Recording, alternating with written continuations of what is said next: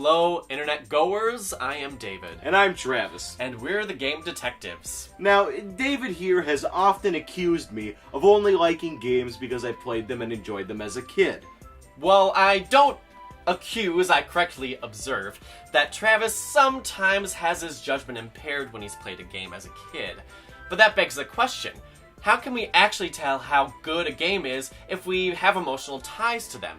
So today we're going to be looking at how nostalgia goggles can impair our judgment of a video game. So what exactly are nostalgia goggles and why do we experience them?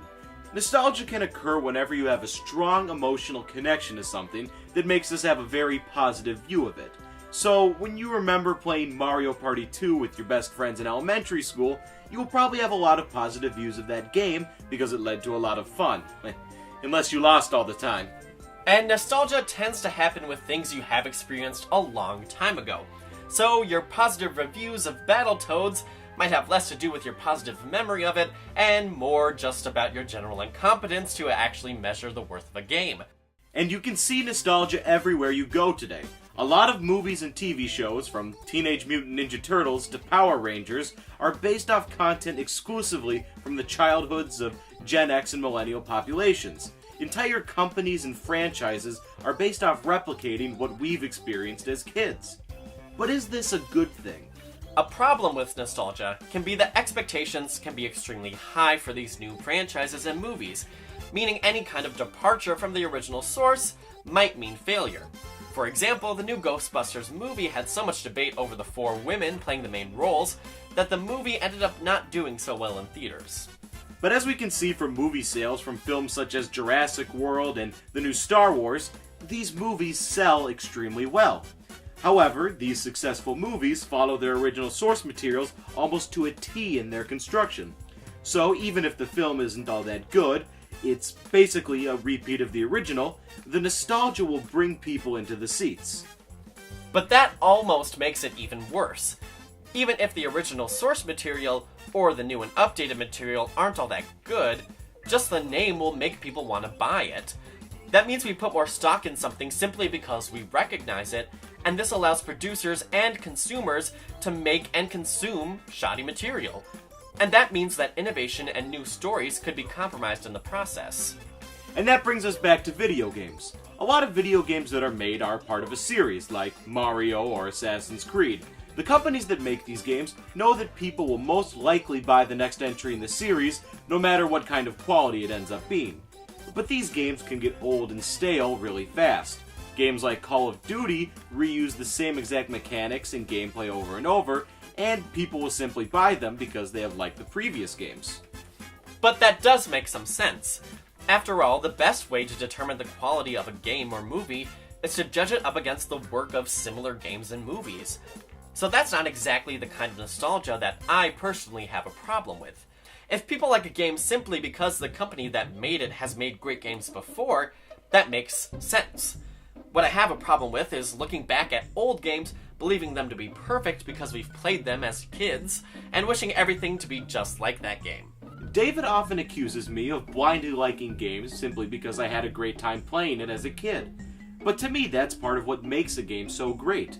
I like looking back fondly on the memories with that game and seeing how the game has grown up with me. If a game sticks in my memory as important to me when I was a kid, I think that makes it a better game in my book. What I don't like about that nostalgia is that it often gets in the way of an actual critique of the game. For example, in Wind Waker, there are a lot of problems with it that I think make it inferior to other games, but I still played that game as a kid and enjoyed it. And while I enjoyed it then, I'm able to spot the problems with it now. During our playthrough of Banjo-Tooie, I noticed how convoluted some of the jiggies are to get. While I loved these games as a kid, I am able to separate that memory of me having fun playing it to actually focus on the problems of that game. I'm not saying that these games don't have problems. I'm simply saying that I liked what it was when I first played it, and I also like it now. I liked it then, and I like reliving it again. It is human nature to be comfortable with things that have occurred in our pasts.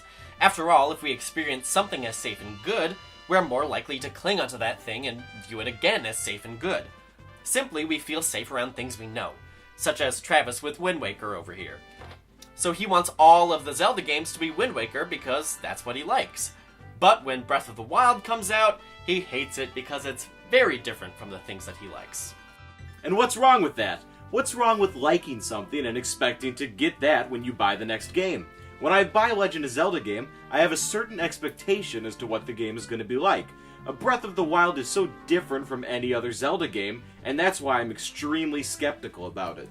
But if all The Legend of Zelda had was stuff that has already happened, then we would never have had any of the innovations that the series gave us.